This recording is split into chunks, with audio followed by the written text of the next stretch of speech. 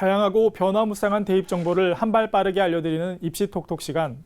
여러분의 길잡이 김기준 기자입니다. 어제 교육부의 2016 학년도 수능 성적 분석 결과와 함께 수능 공부법에 대해 소개해드렸는데요.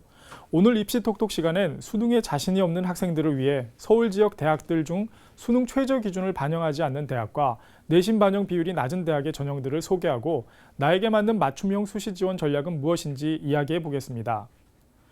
지난달을 시작으로 주요 대학들이 2017 학년도 전형 계획을 속속 발표하고 있습니다.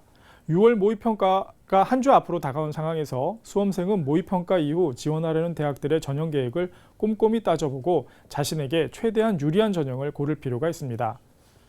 우선 수시 전형 지원 요령을 먼저 살펴보겠는데요. 올해 4년제 대학은 전체 모집 인원의 69.9%를 수시 모집으로 선발합니다. 모의고사나 내신 성적이 좋지 않은 학생 중에는 수시를 미리 포기하는 경우도 적지 않은데요. 전형을 잘 살펴보면 수능 최저 기준을 적용하지 않거나 내신 반영 비중이 낮은 전형도 있습니다. 그래서 입시 전문가들은 수시에 자신이 없더라도 수시 지원 기회를 버리지 말고 최선을 다하라고 조언합니다. 특히 교육부가 발표한 2016 학년도 수능 성적 분석에서도 재학생보다는 재수생이 전반적으로 강세를 보였는데요. 이런 상황에서 수시를 포기하고 정시만 노리겠다는 건 어리석은 일이라는 뜻입니다. 고3 학생들은 이에 따라 대학별 전형을 꼼꼼히 살펴본 뒤 자기에게 맞는 전형을 찾고 고1, 2학년은 수능이 점점 줄어드는 추세에 맞춰 미리 준비를 해두는 게 좋겠습니다. 그렇다면 6월 모의고사 성적이 좋지 않은 학생들이 수능 성적 없이도 지원 가능한 전형부터 살펴보겠는데요. 주요 15개 대학 중 수능 최저 기준 없는 수시 전형의 모집 인원 현황을 표로 보며 설명드리겠습니다. 서울 주요 15개 대학의 2017 학년도 수시 전형을 보면 수능 성적을 반영하지 않고 선발하는 인원이 17,152명으로 전체 모집 인원 절반 이상인 55%를 차지합니다. 전형별로는 학생부 종합 전형이 36.5%, 실기 위주 전형이 10.8%, 논술 전형이 4.1%, 학생부 교과 전형이 3.7%인데요. 특히 한양대와 건국대는 모든 수시 모집 전형에서 수능 최저 기준을 반영하지 않습니다. 모의고사 성적이 좋지 않은 학생은 사실상 정시에서도 목표 대학에 합격하기 어렵기 때문에 가급적 수능 성적을 반영하지 않는 수시 전형을 노리는 전략이 필요하다는 뜻입니다.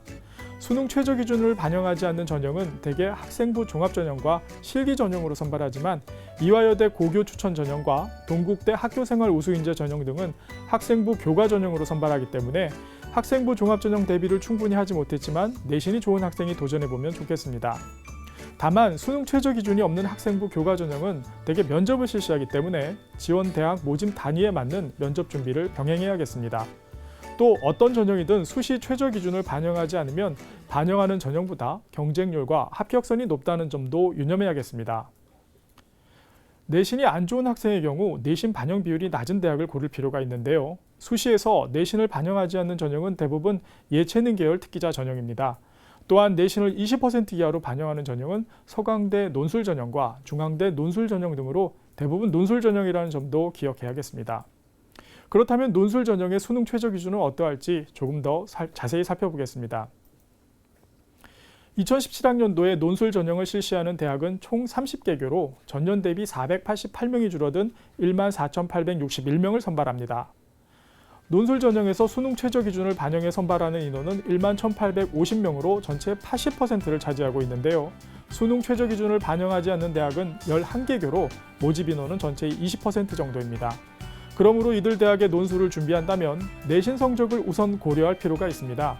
다만 논술 전형에서 수능 최저 기준이 전반적으로 완화되는 추세지만 의학 계열의 경우에는 여전히 높은 수준의 수능 최저 기준을 요구하고 있습니다. 대체로 수능 4개 영역 중 3개 영역 이상 1등급을 요구하거나 3개 영역 등급 합 4 이내 정도의 수능 최저 기준을 요구하고 있는데요.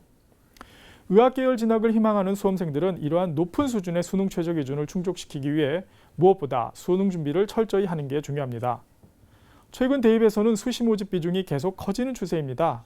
특히 2018학년도에는 수시 모집 인원이 25만 9,673명으로 늘어 전체 모집 인원의 73.7%를 차지할 전망인데요. 이에 따라 수능의 영향력에 대해 의문을 가질 수도 있지만 학생부 종합전형과 교과전형에서 합격 가능성이 큰 내신 1, 2등급의 학생은 전체의 10%에 불과하다는 사실 잊어서는 안 될 것 같습니다. 실제로 수시 지원자의 절반 이상이 수능 최저 기준을 충족하지 못해 탈락하는데요. 이를 감안해 내신이 좋지 못하다고 비교과 활동을 무리하게 하기보다 수능에 매진하는 게 훨씬 현명할 수도 있습니다. 또한 수능 최저 기준이 없다고 해서 수능에 응시하지 않아도 되는 건 아니며 지원 자격에 수능에 반드시 응시해야 한다는 등 이런 조건이 있는지 아닌지 모집 요강을 잘 살펴볼 필요가 있겠습니다.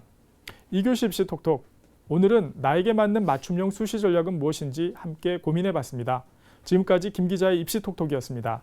잠시 전하는 말씀 듣고 오겠습니다.